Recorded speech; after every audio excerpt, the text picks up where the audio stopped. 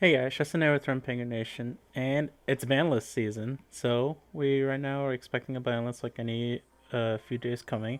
And a deck that I think that'll be like really good post a banlist I don't think is gonna get hit is Phantom Knight Burning Abyss. So I've been messing around with this deck quite a bit, and I really like the combos it can do.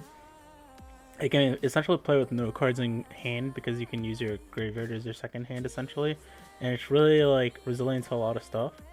You have a lot of ways to play around the beer, but the main issue of why the deck isn't like super meta right now is like playing into board is very difficult. So I've tried to like put as many hand traps as possible and set as many hand traps as possible to like amend that issue. But I think once Calamities gets banned, this deck will be really good because you can use like cards like Dark Ruler and Droplets like more effectively with talents to help break a board, and you can slide a lot more better for like back rotate.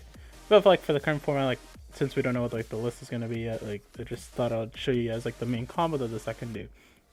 So I've seen like a lot of lists like floating out there that like your main point is to like summon out Dragoon, right? But then your whole board is just like really weak to like a Dark Ruler, right? Well, the combo I'm going to show you guys essentially, you make this guy called Dark Requiem XYZ Dragon using the new Phantom Knight rank up force, right? So you have your Dragoon on the field, so they would have to play through your Dragoon like a Fog Blade, right? But if they have to like drop it to rule your Dragoon in order to start playing, because they can't like Zeus you because you have Blade to stop their XYZ from doing that, you can then afterwards summon out Requiem. Requiem is just like a Dulco with 3 negates that revives XYZ, so it's already nudge, right? Um, this is like super strong against Drytron, against Virtual. It's like good against like all the main meta decks right now.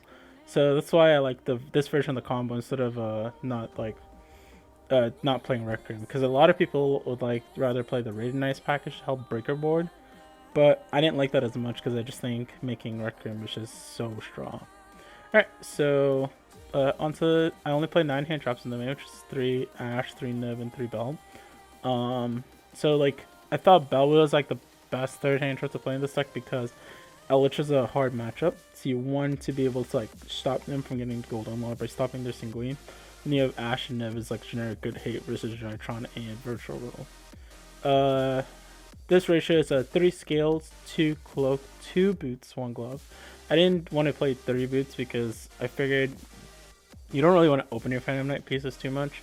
And yes, even though boots is like the best extender with all of them, you play such a minimal amount that like a lot of your combos, if you have to be special link boot, you can't use boots later on. But I don't know. It's the same reason why I don't play Stained Grease, because I don't play a rank 4 that effectively is good to make with it. Yes, I know I have Rebellion XYZ, but the combo I'm going to show you guys, you don't really need to use that to make him.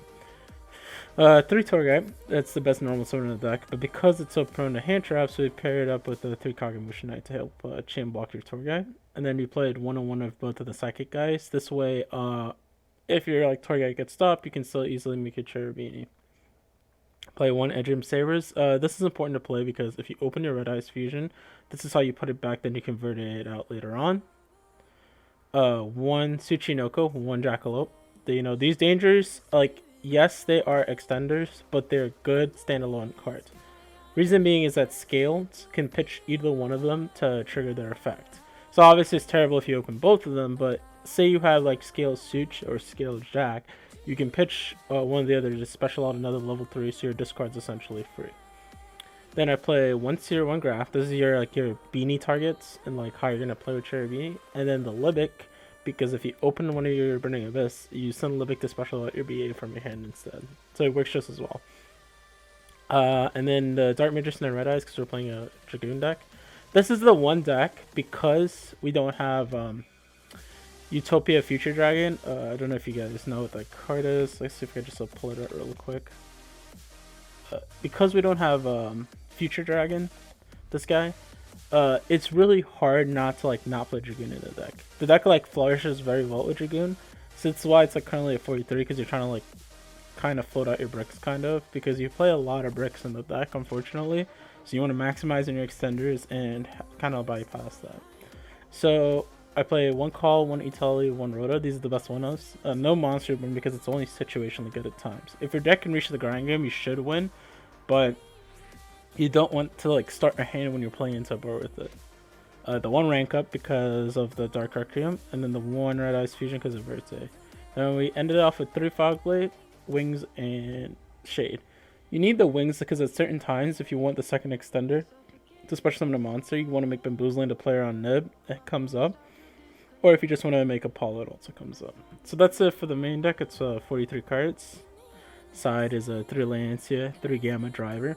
Droll. Droll's like just strong against like Drytron, and it's like good against like Invoked and all this stuff. The reason why I know Cycle Reader is because there's honestly just not enough space in the side. Because you want the Gamma and Driver versus like Dragon Link. So then you put these in versus Dragon Link. So you want to be able to cover the Dragon Link matchup, and this is not bad against Drytron either. Yes, you're compromising your Drytron matchup a little bit, but I think it's worth in the end to have the Gamma package. 1 Heart Piece, 3 Twin, and 1 Reboot for the back row matchups, which are very difficult. Alright, so the extra deck is 1 Dragoon. It's kind of obvious. 1 Dark Rebellion XYZ Dragon. When you pop your Break Sword and you revive the 2 to make this guy, he's what you're going to use to make Dark Requiem. So the Dark Requiem, the Zeus, Levier, 2 Break Sword, and a Bamboozling. Longest time before, the Bamboozling was a downer to make a better Zeus, because you can like revive Break Sword or Fog Blade, make downer than Zeus, which is kind of nice. Or you can like swing with your Break Sword, make downer and Zeus for 4, right? However, with how weak the deck is to Nib, I wanted another card to help protect you against Nib, so Gossip Shadow was the best one.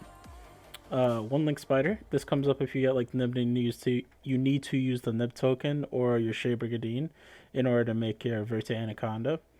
Cherubini. Unicorn. This was coming up like a decent amount to help like spin back a certain card, and it's your best Link 3 target to make a Access Code Talker, which we also play. Rusty. He's your main like bridge part of your deck. Because after Beanie you make Rusty essentially. And then Apollo, because some combos you can play on Nib if you open like Kagamusha Torgai.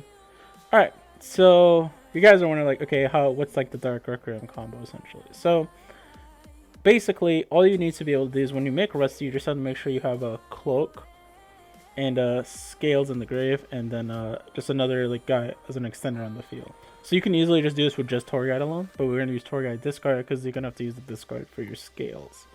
So start off the play, we go Torgai to effect to summon Graph.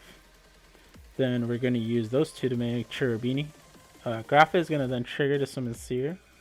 Then we're going to use Cherubini's effect then to dump our Cloak. You always want to dump Cloak off the first one in case something happens like your Rusty gets Gambit or something, because you want to have the extra monster to make Verte if you need it, right? So turn those 2 now into Rusty. Seer's going to bring back your Cherubini. So here, if they like Gamma your Rusty, right? You can still banish your Cloak to add Shade, use Shade, make Spider, and then those 2 can still make Verte. So you can still at least net a Dragoon through that. But if that was Scale in the group, then you couldn't do anything. So now your Rusty's going to send Scale, and we're going to set Fog Blade here. And then his hairs, we're going to use our Cloak to add our boots. Scale's going to trigger because you banish Cloak. Then you're going to use your Scale to just dump your card in your hand, the extra card, to dump a Fog Blade. This is going to be extended to summon. Technically you can dump Gloves here if you want, just to have like another name. That's possible too, but then you just use the Gloves to dump the trap. So now you special the boots from your hand, and then you're going to use those 2 to make your Levier.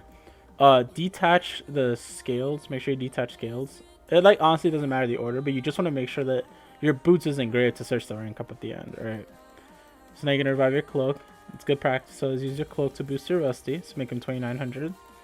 Then we use our Fog Blade to revive our guy. So I made a little misclick there. But you're going to overlay those 2 now to make a Break Sword. Then Rusty's effect is going to trigger because you summon a Dark XYZ under him, and then you're going to use the effect to pop the Break Sword. Break Sword's second effect is going to trigger now to revive the 2, and now these become level 4. So now you're going to turn the Cherubini and the Levier into Verte, and then you're going to turn those 2 hair into Scale and Cloak into Dark Rebellion XYZ. So this is, you can see where it's going now. Now we're going to use our boot to add our rank up, and then we're going to use our Verte to summon out our Dragoon, and we also want to put Dragoon in our main monster zone 5 to play around Geonator. Okay, so let's like analyze this board. This was just with Torgai alone in the discard. You end with a pop because when you rank up into the Dark Requiem, the Rusty gets a pop. You also have your Dragoon negate, and you have a Fog Blade. So the Dark Requiem is 3 negates. You have the pop, that's a 4th disruption, 5th disruption for Fog Blade, 6th disruption from your Dragoon. So I think 1, 3, 4, 5. Yeah, 6 disruptions also. It's like super strong. So the reason why this board I think is better than the average board, right? When your opponent goes Forbidden Droplets and they have to negate your Dragoon, you still have your Fog Blade to back you up usually. However, the old board was just double Fog Blade, which is like not sometimes not enough. However, if they do that, then your Requiem comes in here to be an extra negate. You also get to play around Ice Dragon's Prison because you banish your Spellcaster from your grave, which is your Dark Magician, to protect your Dragoon from Ice Dragon's Prison. So then now they have no other target in here to banish it. They bait out the Dragoon negate, which is another like plus of it. So yeah, this guy is like super strong. If you use Dark Rebellion as the XYZ, he gains this ability. You can basically kill him by like making one of their guys like less. But then the second effect is a good one. It's like when your opponent activates a monster effect, quick effect, you can detach a material from it, negate it, and if you do destroy that card, then you can touch an XYZ from your grave. So not only that, you got to revive your break sword as well. So say for instance now you didn't want to use the pop yet, and we put the Requiem over here to the right next to the Dragoon. We can negate, destroy, use the effect now to revive Breaksword underneath our Rusty, and then you get another pop. So essentially, like, you're just netting so much advantage, and that's why I think like playing Requiem in the deck's like really good. It makes your deck like a lot like more versatile. So I just thought it would be like a cool deck to showcase. I'll showcase like one of the combos. If you guys are interested in this deck, like, you know, leave a comment. If there's any other decks you guys like me to go over, be sure to just state down below. This is Justin with Penguin Nation, and see you guys.